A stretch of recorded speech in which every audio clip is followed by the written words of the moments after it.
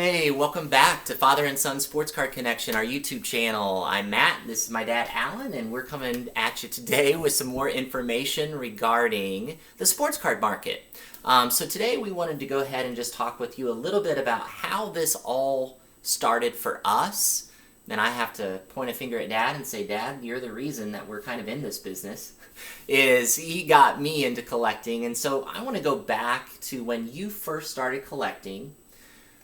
Why did you start collecting? Do you remember? Did you know anything about the sports card market at that time? Was that even on your radar? So I'll go ahead and let you just share a little bit, and then we'll talk through kind of the years, and then even maybe cast a vision for moving forward, what we see with the sports card market moving forward. Well, the answers to most of your questions, no.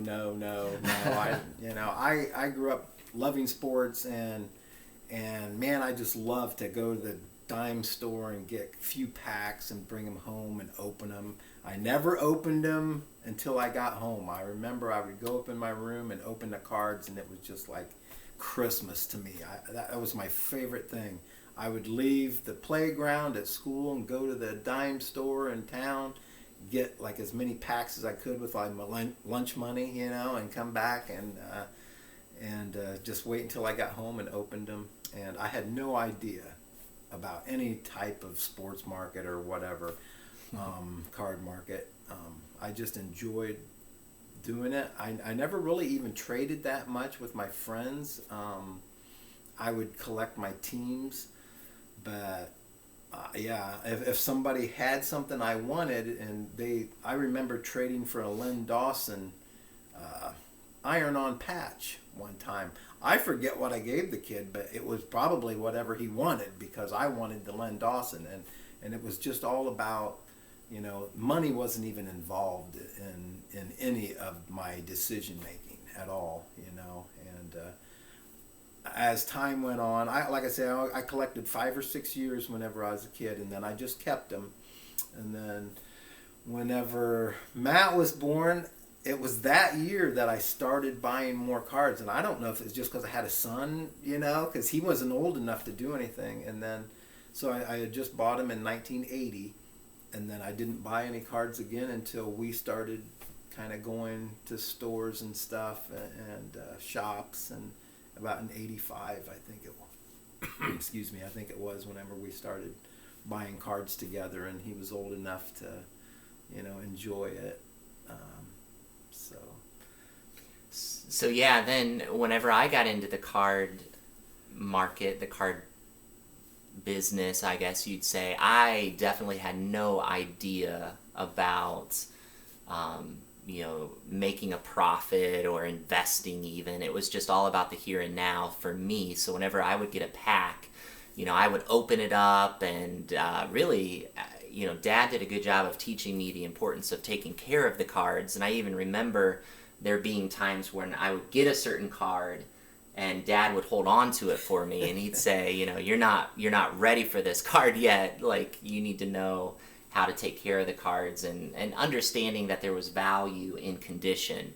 And that's one of the things, as we've kind of gone through the years, is I think we see the extreme value and importance that's put on cards that, for example, are gem mint or mint. It's really great if you have a 1985 Topps Mark McGwire, but if it's in very good condition, that card is hardly worth anything. If it's in mint or gem mint condition, it's a valuable card.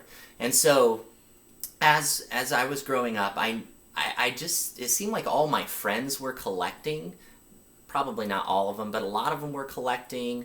I remember it just being something that I would trade with a certain friend named Travis, and it was great. Like, we would literally take the Beckett's, we would look through all of the cards, and we would trade like $1,000 worth of cards, just back and forth. And so I remember doing that a lot. And then again, I probably, as I was getting into my teenage years, I kind of stepped away a little bit from it. One of the things that I was going to say is, it does seem like in the late 80s, early 90s, as well as the card market was doing in the early 80s and even up into the mid 80s, it seemed like at the late 80s and early 90s something happened. Do you have any ideas as to why the sports card market at that point seemed to take a nosedive for a while? The only thing I can think of is just that they overproduced the cards at that time because everybody was buying, and then everybody decided that, hey, you know what, I'm going to buy a bunch of them and save them and invest. But with those types of cards, whenever they reproduced, like what they're doing nowadays is no matter what you hang on to, there's a chance that you get something in there like an autograph or a numbered card, to where in the 80s and 90s you knew what was in there. There wasn't going to be any surprises, and I think they just overproduced, and I don't know, people maybe got greedy, to where they would go to stores and buy out all the stores thinking that they were going to hold on to them, and and everybody was doing that, and it became less of a hobby for just the enjoyment of it, and people were just kind of holding on to things thinking that they were, Mm-hmm. And I think you have to enjoy what you're doing, and if I didn't enjoy this, I don't think I could be doing it. I enjoy sports. Obviously, there's been some negative things here and there in sports, but I feel like overall it teaches us a good value, and teaches us some life lessons, positive lessons, and so yeah. Yeah, and I would say that too. I noticed, like Dad said, I think you hit on a lot of the reasons why. There was just a ton of supply. As far as the supply goes, I mean, just thousands and thousands and thousands of cards. But the demand no longer was there, and so you've got all of these overproduced cards where everybody has them, but now nobody else really wants them, and so that demand just seemed, to go down. And then, like you said, some negative things that happened. You think to the steroid use for baseball. I know that really put a dampener on a lot of card collecting for people who were maybe chasing after those certain players, and then you hear that, and it's kind of like, oh, man, okay, well, those cards aren't maybe as important to me now as they were.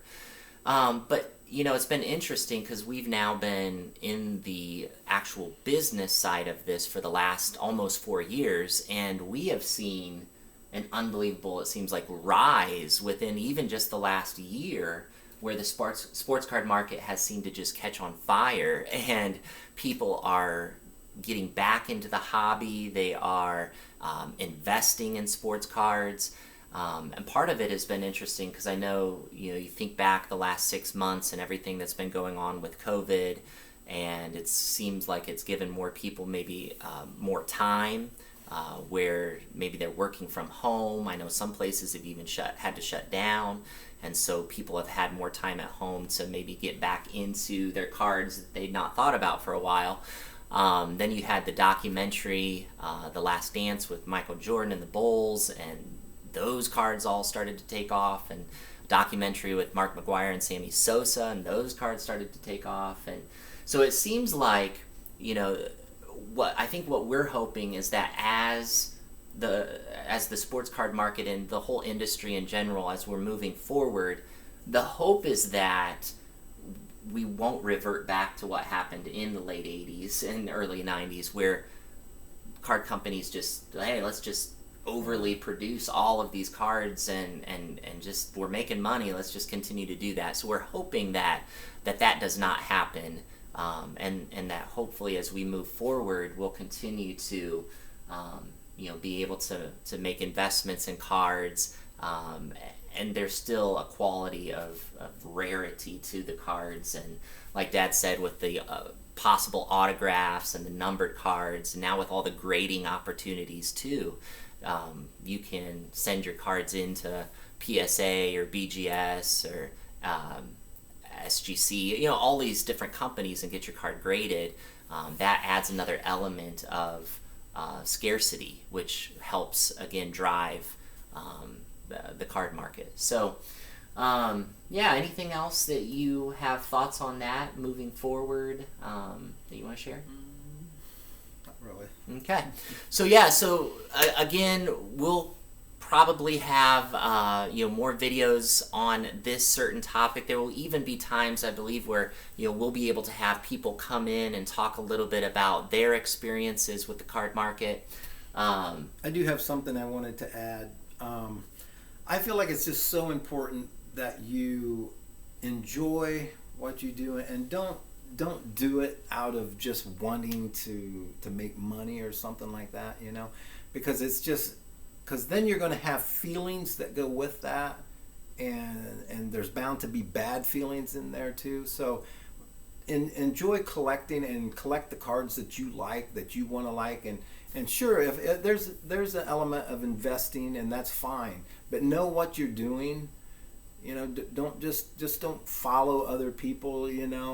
Just do it as you want to do it, and what you enjoy doing. That way, you won't have any regrets. I think a lot of bad feelings happen in the card market whenever people were investing so much, and then boom, they're like almost worthless. Well, they were investing because they were thinking of the money, and instead of the love of investing, of just collecting and enjoying the cards. So I think there has to be an element of that enjoyment in what you're doing. And I think that's a very good word. And actually, that reminds me a little bit. We had a guy, a friend of ours, Dan, who wrote some articles. And one of the first the first article is kind of understanding where you're at in this whole spectrum of, are you strictly a card collector, or are you more of an investor? Are you somewhere in the middle? And I think he makes the point that all of us are somewhere within that spectrum, from either strictly collector to strictly investor. And so, as Dad was saying, I think one of the things that drives our passion is to be able to help to serve you, to hopefully have positive experiences, happy feelings associated with collecting. And if you do decide to get into the investment and selling part, that, like Dad said, you will have a good grasp and handle on things, and not get too emotionally attached to the financial part of it. So, again, you can go ahead and check out our website at fathersonsportscards.com. It is there where you will see Dan's article that he's written. Again, that's the first article. It's a great one to kind of get a gauge on where you're at in the spectrum of collecting and investing and selling and all of that. Also, if you could go ahead and do us a favor and like this video down below, you can click on the subscribe button. That would be great. That helps us. And then go ahead and follow us on social media. Again, we've got Twitter, Instagram, and then also Facebook. Thanks for your time. Have a great rest of your day, and we will talk to you again soon.